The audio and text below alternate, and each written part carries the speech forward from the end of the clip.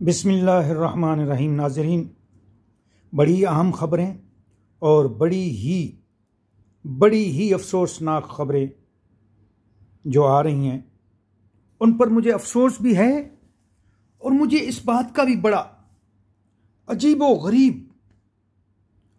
गरीब एक सोच पैदा हो गई है। क्या हमारे मुल्क में ऐसा चलेगा? ये हमारे मुल्क में ऐसा चलेगा जैसा ये लोग कर रहे हैं? क्या हमारे मुल्क में मोतबर इदारे नहीं रहे? ये जिस हाल में मुल्क जा रहा है, इससे तो लगता है कोई मुल्क का वली वारिस ही नहीं है।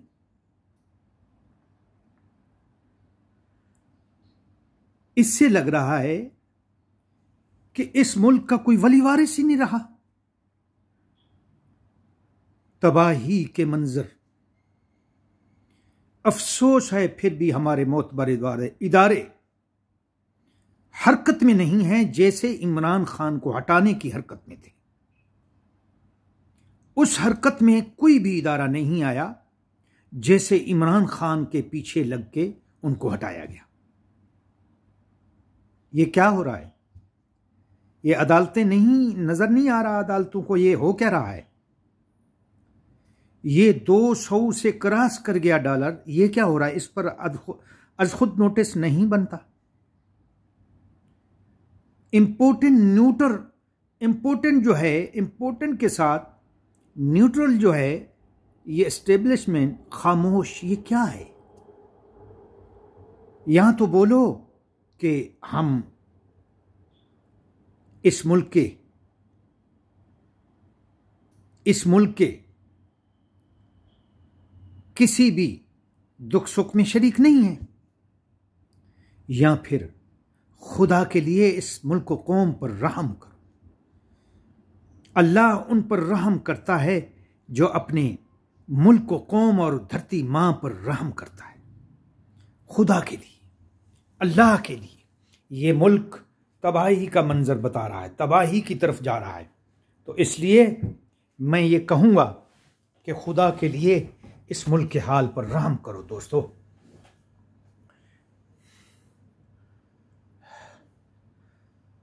हालात इस तरफ जा रहे हैं, इस नहज पर हालात पहुंचे हैं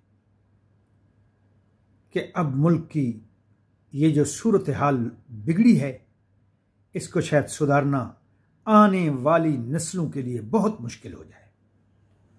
खुदा हमारे मुल्क का हामी और नासिर हो। लेकिन मैं एक बात करता चलूं कि हमारे कल की बात है, सिंध के एक कस्बे में जिसको चौकमाड़ी कहते हैं, वहाँ कुछ हमारे करीबी और मेरी सिस्टर और कुछ लोग रहते हैं। वहाँ पे उनके छोटी छोटी कोई ज़मीनें हैं, रकबे हैं, और वहाँ पे वो रहते हैं। वहाँ पे ये सूरत हाल है कि वहाँ के कस्बे के, गांव के लोग भूखे मर रहे हैं, और वो आके, जो खुशहाल लोग हैं थोड़े से, उनके पास आके, बच्चे हैं जिनके साथ साथ 8-8 बीवियां हैं, वो आके कह रहे हैं कि हमारे घर में कुछ नहीं है खाने को। जिनके यहाँ 7-7 बच्चे हैं, वो आके इल्तिजा कर रहे हैं, हमारी मदद करो, हमारे घर में कुछ नहीं है खाने को। ये हाल कर दिया है, इस मुल्क का ये हाल हो रहा है, और फिर खामोश है मोतबर इदारे। क्या, मैं ये सवाल पूछता हूं बड़े अदब से, बड़े एहतराम से। दुख है, दर्द है, दुख दर्द को ज़ाहिर करना, कोई अगर हम दुख दर्द को ज़ाहिर करते हैं और वो बुरा लगता है तो लगता रहे। इसमें हम तौहीन अदालत के मुर्तकिब हों तो होते रहें, इसमें हम मुजरिम हों तो होते रहें। जब एक दुख और दर्द की कहानी सुनाते हुए भी हम इनको अच्छे ना लगें तो ठीक है। ये दुख दर्द है जो हम सुना रहे हैं, अवाम पूरी सुना रही है, सिर्फ मैं नहीं सुना रहा। अब 23 करोड़ अवाम की आवाज है। तो अफसोस की बात यह है कि ये हो क्या रहा है। वो कौन था? अरशद शरीफ साहब, सच्चे एंकर लोग, सच्ची सहाफत करने वाले लोगों से को भी माफ नहीं किया जा रहा। वो कौन था?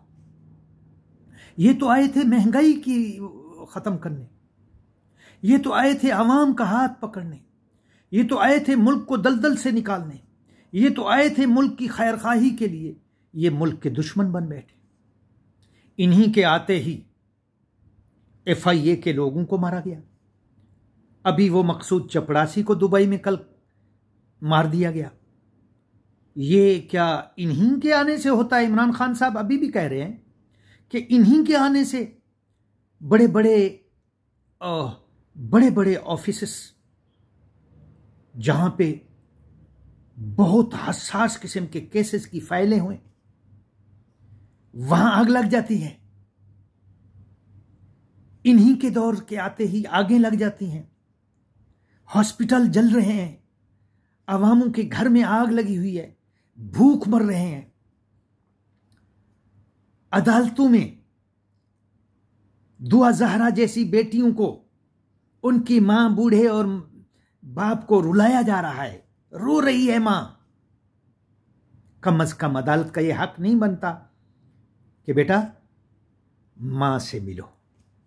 जिस मां के पांव के नीचे जन्नत है, क्या अदालत का जज बैठा हुआ कम अकल कहूंगा मैं, ये नहीं कह सकता था कि बेटा आपको इजाजत है कि आप कुछ वक्त अपने मां और घर वालों को दें, अगर वो माने या ना माने उसका रिजल्ट फिर अदालतों के सामने आएगा।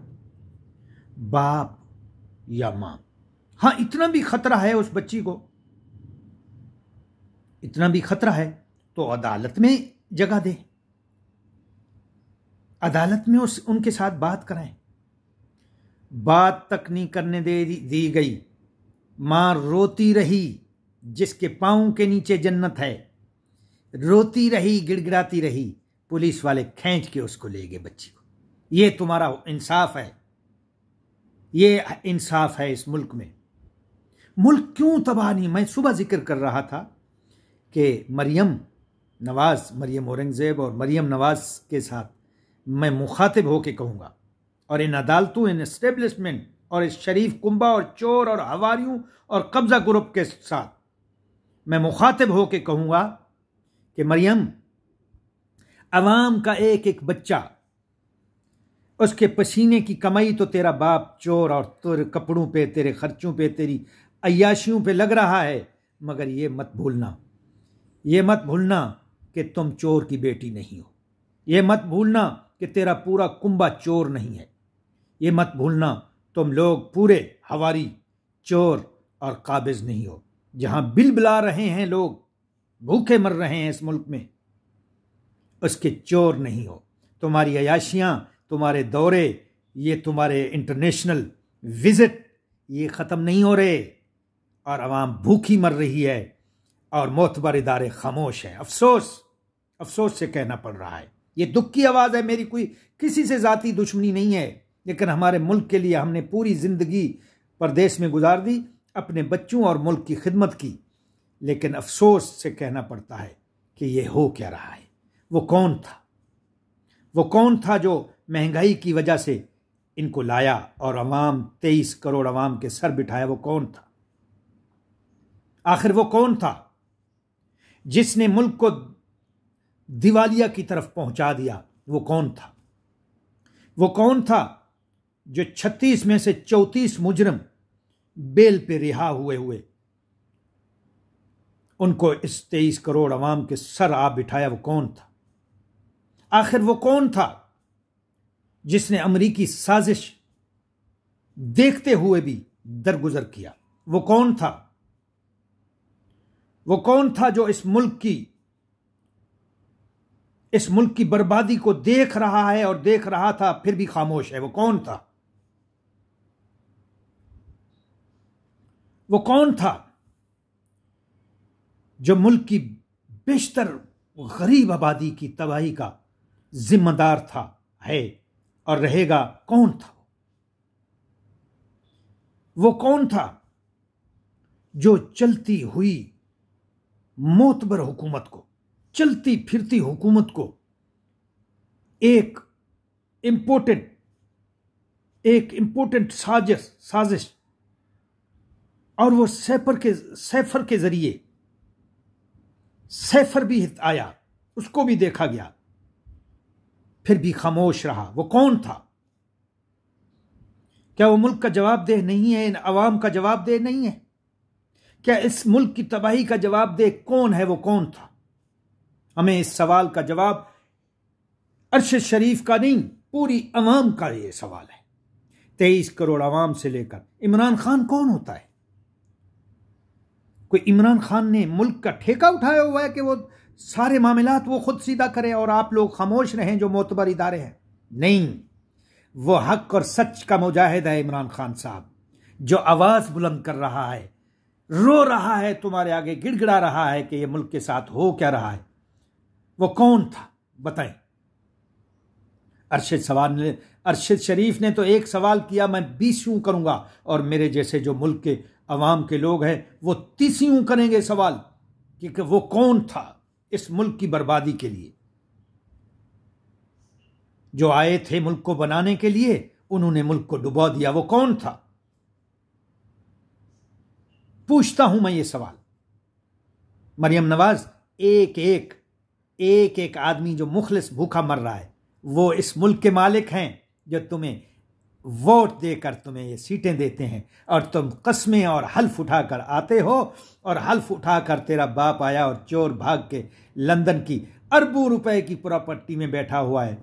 अरबों रुपए जो मुल्क के सियासतदान, वजीर आला, वजीर आजम हूं, वो अरबों रुपए के मालिक नहीं होते, वो अपने घर के या तनख्वाह के मालिक होते हैं। उनकी अरबों रुपए की प्रॉपर्टीज नहीं होती। प्रॉपर्टीज ये पहले की भी नहीं है, सब झूठ फराड है। तुम्हारी जो पहले की जायदादें हैं या तुम्हारे दादा शरीफ